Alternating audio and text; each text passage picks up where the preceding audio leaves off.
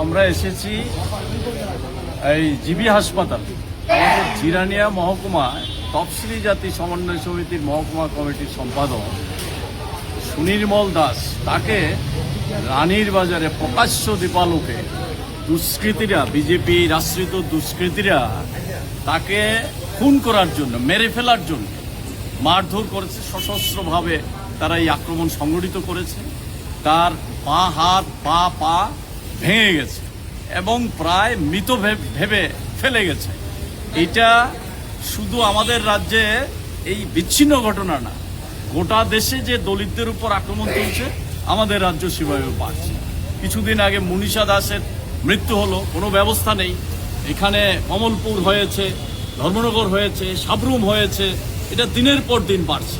এই রাজ্যে আইনের শাসন বলতে কিছু নাই। এই রাজ্যের স্বরাষ্ট্র দপ্তর চালায় গুন্ডারা, নাইলে গুন্ডাবাজি চলতে পারে না।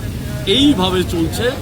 এর বিরুদ্ধে কঠোর ব্যবস্থা নেওয়ার জন্যে আমরা আমাদের সংগঠনের তরফ থেকে দাবি রাখছি এবং এই ঘটনার তীব্র নিন্দা জানাচ্ছি। আচ্ছা, প্রথমে ওনাকে মারধর করা হয়েছে, তারপর ওনাকে বলা হয়েছে যে ককরোচ জনতা পার্টির সদস্য বা করে, তারপর আবার ওনাকে মারা হয়েছে। সে বিষয়টা কি বলবো? ককরোচ জনতা পার্টি করে এগুলি তো অজুহাত তুলেছে।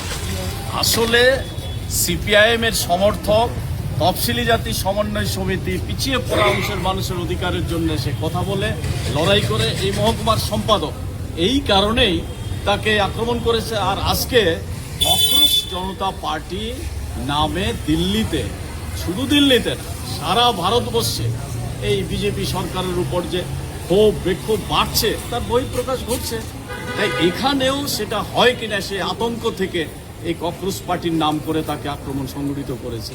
এটা হচ্ছে সেই ভয় থেকে, এই হচ্ছে তার পরিণতি।